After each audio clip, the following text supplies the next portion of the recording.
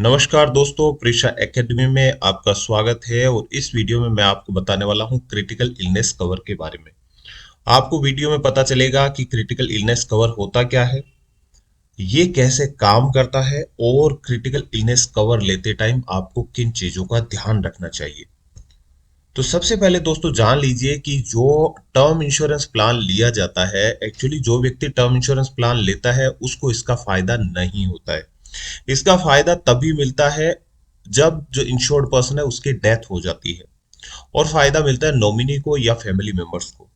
लेकिन मान लीजिए अगर किसी व्यक्ति को हार्ट डिजीज हो गया, अब किडनी रिलेटेड डिजीज हो सकता है, लीवर रिलेटेड डिजीज हो सकता है, ब्रेन रिलेटेड डिजीज हो सकता है, और कैंसर आदि डिजीज हो सकता है।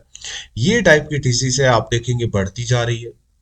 इनका खर्चा है वो बढ़ता जा रहा है। और ये डिसीज नॉर्मली क्या हो रहा है, लाइफस्टाइल से रिलेटेड चीजों पे निर्भर करता है। अगर आप ज्यादा स्ट्रेस लेते हैं तो चांसेस ऑफ हार्ट अटैक ज्यादा रहते हैं। जब हम काम कर रहे होते हैं, बाहर काम करते हैं, अलग अलग चीजें खाते हैं और करते हैं, स्ट्रेस में रहते हैं, लीवर, ब्रेन, किडनी, ये सारी चीजें इफेक्ट कहीं ना कहीं करती है। तो इनका, अगर आपने टर्म इंश्योरेंस प्लान लिया है और ये डिजीज कोई होती है तो कोई फायदा नहीं होने वाला आपके टर्म इंश्योरेंस प्लान का। लेकिन ये जो बीमारियां है इनका खर्चा बहुत महंगा है। और अगर मैं ये कहूं कि कई लोगों को अपना घर बेचना पड़ जाता है इनके इलाज के लिए, तो दोस्तों कोई उसमें अतिशयोक्ति नहीं होगी। मैं कोई बढ़ा चढ़ा के वो बात नहीं कह रहा हूं। आपको भी पता होगा लीवर के ट्रीटमेंट में, लीवर ट्रांसप्लांट में कई बार लग जाता है आपका 30-30, 40-40 लाख रुपए खर्चा आ जाता है। हार्ट डिजीज है उसमें 20 लाख रुपए खर्चा आ जाता है। तो ये टाइप की जो डिजीज है इनका खर्चा बहुत ज्यादा है। और अगर इनका कवर नहीं लिया गया है तो टर्म इंश्योरेंस कवर कितना भी लिया हो किसी फायदे का नहीं रहेगा। तो क्रिटिकल इलनेस कवर राइडर है वो कैसे काम करता है, तो सबसे पहले देख लीजिए कवर ये क्या करता है। एक लिस्टेड डिसीज होती है, जब भी हम कवर लेंगे उसमें एक जो लिस्ट ऑफ डिसीज है वो इंश्योरेंस कंपनी होती है पहले से बता देती है कि ABCDEF, ये जो लिस्ट है ये इसमें डिसीज इंक्लूड है। मेजरली क्या होता है, ब्रेन से रिलेटेड डिसीज इंक्लूड होती है, किडनी से रिलेटेड डिसीज इंक्लूड होती है, लीवर से रिलेटेड जो डिसीज है वो इंक्लूड होती है, हार्ट से रिलेटेड डिसीज होती है, फिर अपना कैंसर, ये सारी चीज जो डिसीज है वो क्रिटिकल इलनेस में जो राइडर होता है उसमें कवर होती है।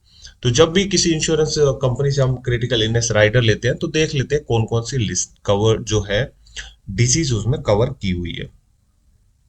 तो क्या होता है, जब भी जो इंश्योरेंस होल्डर है जिसने क्रिटिकल इलनेस राइडर लिया हुआ है उसको मान लीजिए जो लिस्टेड क्रिटिकल डिजीज बताई गई थी उसमें से कोई क्रिटिकल डिसीज हो जाती है, डिटेक्शन हो जाती है, तो उस कंडीशन में क्या करेगी इंश्योरेंस कंपनी, एक मुश्त जितना भी पैसा था उस राइडर का वो एक साथ दे देती है।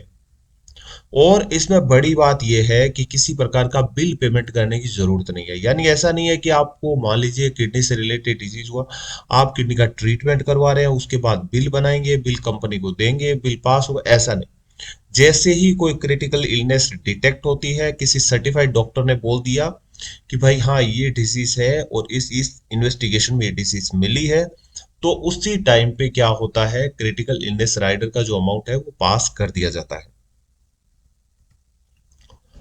अब बात आती है कि आप क्रिटिकल इलनेस राइडर कैसे ले सकते हैं। तो इसके दो तरीके हैं। पहला है, आप अगर टर्म इंश्योरेंस लेते हैं तो आप साथ में क्रिटिकल इलनेस राइडर ले सकते हैं। दूसरा है, आप इसको एज ए सेपरेट पॉलिसी भी किसी हेल्थ इंश्योरेंस कंपनी से ले सकते हैं। तो ये दो ऑप्शंस आपके पास अवेलेबल रहते हैं। तो लाइफ इंश्योरेंस कंपनी से भी एज ए राइडर लिया जा सकता है, हेल्थ इंश्योरेंस कंपनी से एक सेपरेट पॉलिसी के रूप में आप इसको ले सकते हैं। जब भी आप लाइफ इंश्योरेंस कंपनी से एज ए राइडर लेंगे तो आपको क्या करना पड़ेगा, इंश्योरेंस कंपनी का जितना प्रीमियम पे कर रहे हैं उसके अलावा थोड़ा एडिशनल अमाउंट अलग से आपको उस राइडर के लिए देना पड़ेगा। अब आप पूछेंगे लाइफ इंश्योरेंस से बेटर रहेगा या नॉन लाइफ इंश्योरेंस से बेटर रहेगा। तो इसके लिए जान लीजिए, जब भी हम क्रिटिकल इलनेस राइडर को एक टर्म इंश्योरेंस पॉलिसी के साथ लेते हैं तो क्या होता है, आपका जो प्रीमियम होता है वो फिक्स हो जाता है। जितने टाइम का पॉलिसी उतने टाइम का आपका प्रीमियम हुआ फिक्स हो गया। लेकिन डिसीज जो होती है, नंबर ऑफ डिसीज उसमें कवर होती है, वो भी क्या होती है, फिक्स हो जाती है। वो डिसीज भी चेंज नहीं होगी। इसके इससे नुकसान क्या है, प्रीमियम फिक्स है, फायदा है, आपको पता है आपका प्रीमियम कितने आने वाला है। लेकिन जब भी डिजीज फिक्स हो जाती है तो उससे नुकसान ये है कि हमें नहीं पता होता है कि फ्यूचर में कौन सी नई डिजीज है वो सामने आ जाएगी, और अगर आपने उसका कवरेज नहीं ले रखा होगा तो हो सकता है आपके लिए नुकसानदायक हो। इसलिए यहाँ पे डिजीज का चेंज नहीं होना, कवरेज का चेंज नहीं होना भी एक नुकसानदायक है। वहीं पे अगर आप हेल्थ इंश्योरेंस कंपनी से जैसे सेपरेट पॉलिसीज को लेते हैं तो प्रीमियम होगा वो आपका हर साल चेंज होता रहेगा। लेकिन यहाँ पे साथ ही साथ जो डिजीज है वो भी अपडेट होती रहेगी। नई जो डिजीज आती रहेगी एरिया में, वो क्या करेंगे, वो उसको इंक्लूड करते रहेंगे।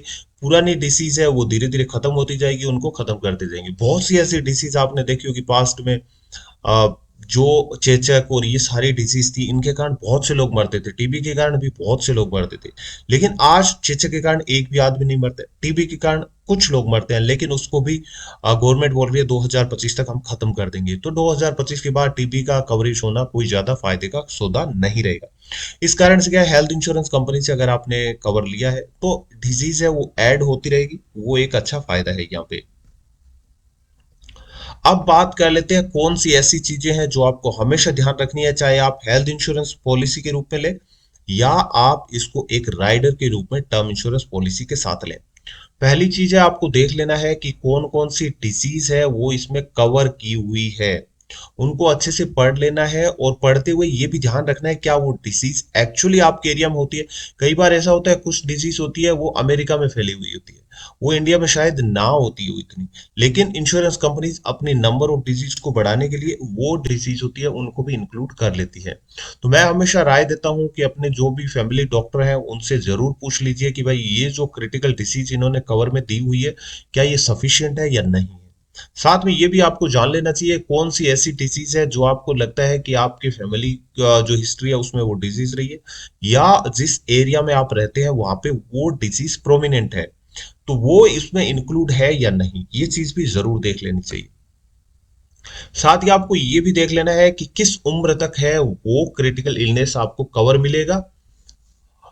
इसमें ये चीज है कि जब भी आप इसको टर्म इंश्योरेंस पॉलिसी के साथ एक राइडर के रूप में लेते हैं तो हो सकता है आपका टर्म इंश्योरेंस पॉलिसी 100 साल का हो, लेकिन क्रिटिकल इलनेस जो कवर है नॉर्मल इंश्योरेंस कंपनी 70 वर्ष की उम्र के बाद रोक देती है। तो 70 वर्ष तक आपको कवरेज मिलेगा, 70 वर्ष के बाद आपको कवरेज नहीं मिलेगा। ये चीजें आपको जरूर देख लेनी है कि वो टर्म इंश्योरेंस पॉलिसी तक कवर मिल रहा है या नहीं। अगली बात है वो है कुछ डिसीज होती है उसमें अलग अलग स्टेज होता है, जैसे हार्ट की डिसीज होगी उसमें स्टेज होता है, किस सीवियरिटी का हार्ट अटैक आया वो रहेगा। कैंसर होता है उसमें कैंसर कौन से स्टेज का कैंसर है, ये सारी चीजें रहती है। तो हमें ध्यान देखना चाहिए, देख लेना चाहिए, रीड करना चाहिए कि जो क्रिटिकल डिजीज उसमें जो कवर में दी हुई है वो किस स्टेज पे जाकर के शामिल होगी। ऐसा ना हो थर्ड स्टेज पे जाकर के शामिल हो, वहां पे इलाज का पैसा मिल भी गया तो किसी काम का नहीं रहेगा। तो जितना जल्दी फर्स्ट स्टेज पे अगर पैसा मिल जाता है तो इलाज करवाने में अच्छा रहता है, और ट्रीटमेंट होना भी पॉसिबल होता है।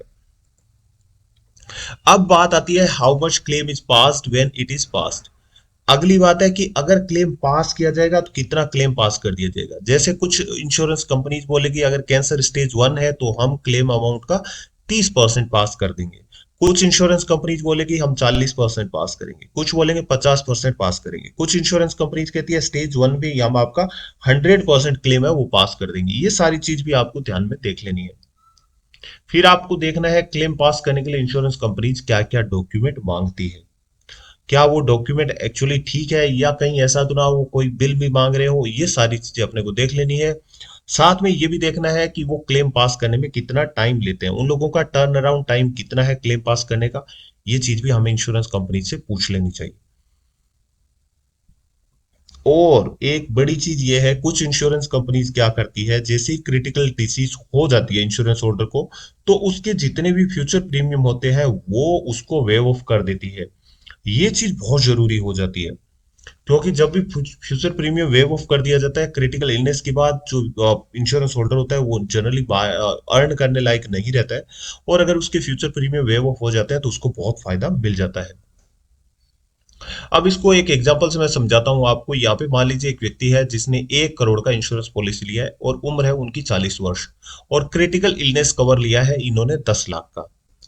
अब क्या होता है, पॉलिसी स्टार्ट होता है, और पॉलिसी मैच्योरिटी से पहले मान लीजिए जब पॉलिसी स्टार्ट होने के 5 वर्ष के बाद ही इनको कोई क्रिटिकल इलनेस थी वो डिटेक्ट हो गई, उस कंडीशन में क्या करेंगे, ये इंश्योरेंस कंपनीज के पास जाएंगे और इंश्योरेंस कंपनी क्या करेगी, इनको 10 लाख का जो कवर था वो इनको दे देगी। तो यहाँ पे इन्होंने क्रिटिकल इलनेस कवर था वो ले लिया, अब इनका कोई दूसरा क्रिटिकल इलनेस आता है तो ये कवर यहाँ पे इनका खत्म हो गया, और कभी क्रिटिकल इलनेस आएगा तो इंश्योरेंस कंपनी नहीं देगी। लेकिन इनका जो डेथ क्लेम है वो अभी भी चल रहा है, और 15 वर्ष बाद मान लीजिए इनकी डेथ हो जाती है तो उस कंडीशन में इंश्योरेंस कंपनी क्या करेगी, और जो व्यक्ति है उनको डेथ की जो अमाउंट थी वो 1 करोड़ रुपए इनके परिवार को दे देगी। लेकिन कुछ इंश्योरेंस कंपनीज मैंने देखी है जो क्या करती है, क्रिटिकल इलनेस कवर जो पहले दे दिया था, जैसे इस केस में दिया है 5वें वर्ष में 10 लाख का क्रिटिकल इलनेस कवर दे दिया है, तो यहाँ पे वो क्या करेगी, सम एश्योर्ड अमाउंट में से ये 10 लाख रुपए कम कर लेगी, और जो फैमिली को डेथ पे क्या मिलेगा, 90 लाख रुपए ही मिलेगा। इस प्रकार से काम करती है। ये चीज भी जान लेनी बहुत जरूरी है कि जो क्रिटिकल इलनेस कवर दिया जाता है क्या वो सम एश्योर्ड में से डिडक्ट किया जाएगा या नहीं। अब दूसरी कंडीशन आती है, मान लीजिए व्यक्ति है उसको क्रिटिकल इलनेस हुआ ही नहीं, अगर क्रिटिकल इलनेस नहीं होता है और डेथ हो जाती है तो उस कंडीशन में क्या होगा, पूरा का पूरा सम एश्योर्ड है वो परिवार को मिल जाता है। क्योंकि अगर क्रिटिकल इलनेस होता तो परिवार को जो क्रिटिकल इलनेस कवर है 10 लाख का वो मिलता, क्रिटिकल इलनेस नहीं हुआ तो डेथ अमाउंट है वो तो रहेगी ही। तीसरी कंडीशन में है कि सिर्फ क्रिटिकल इलनेस होता है, तो क्या होता है, 40 वर्ष का पॉलिसी था, 40 वर्ष 5वें वर्ष में इनको क्रिटिकल इलनेस हुआ, 10 लाख रुपए मिला, 10 लाख में इन्होंने ट्रीटमेंट करवाया, बिल्कुल ठीक हो गए और इनकी डेथ नहीं होती है 40 वर्षों तक, तो 40 वर्ष के बाद क्या होता है, इनका इंश्योरेंस कवर है वो खत्म हो जाता है, उसकी जो टर्म होती है वो खत्म हो जाती है। 40 वर्ष के बाद अगर इनको डेथ होती है तो इंश्योरेंस कवर नॉर्मली नहीं मिलेगा, जैसा कि किसी भी टर्म इंश्योरेंस कवर में नहीं मिलता है। अगली जो बात आती है, कुछ इंश्योरेंस कंपनीज क्या करेगी, जैसे ही क्रिटिकल इलनेस हो जाता है उसके बाद प्रीमियम है वो पेमेंट बंद कर देती है। इंश्योरेंस होल्डर को किसी प्रकार का प्रीमियम पेमेंट नहीं करना पड़ता है, लेकिन जैसे इंश्योरेंस होल्डर की डेथ हो जाती है पॉलिसी टर्म के अंदर तो परिवार को जो सम एश्योर्ड अमाउंट है वो दे दिया जाता है। तो इस प्रकार से ये तीसरा विकल्प भी काम करता है, ये भी आपको जान लेना चाहिए। और इनके आधार पे आपको ट्रेड ऑफ करना चाहिए कि कौन सी इंश्योरेंस कंपनी का क्रिटिकल इलनेस कवर है वो आपके लिए फायदेमंद रहेगा। तो दोस्तों आशा करता हूं आपको ये वीडियो देखने के बाद क्रिटिकल इलनेस कवर से रिलेटेड सारी जानकारी है वो मिल गई होगी। अगर वीडियो अच्छा लगे तो वीडियो को लाइक करना ना भूले, और चैनल का जो वीडियो है इसको अपने दोस्तों के साथ शेयर जरूर कर दीजिए ताकि उनको भी पता चले जब भी वो क्रिटिकल इलनेस राइडर ले तो वो भी ये सारी चीजें सोच समझ के देख लें। और अभी तक चैनल को सब्सक्राइब नहीं किया तो प्लीज चैनल को फटाफट से सब्सक्राइब कर दीजिए और बेल आइकन पे क्लिक करके ऑल नोटिफिकेशन को क्लिक कर दीजिए, ताकि जैसे ही हम नया वीडियो डालेंगे आपको तुरंत वीडियो मिल जाएगा। वीडियो देखने के लिए, अपना कीमती समय देने के लिए दोस्तों आपका बहुत बहुत धन्यवाद। Keep watching Prisha.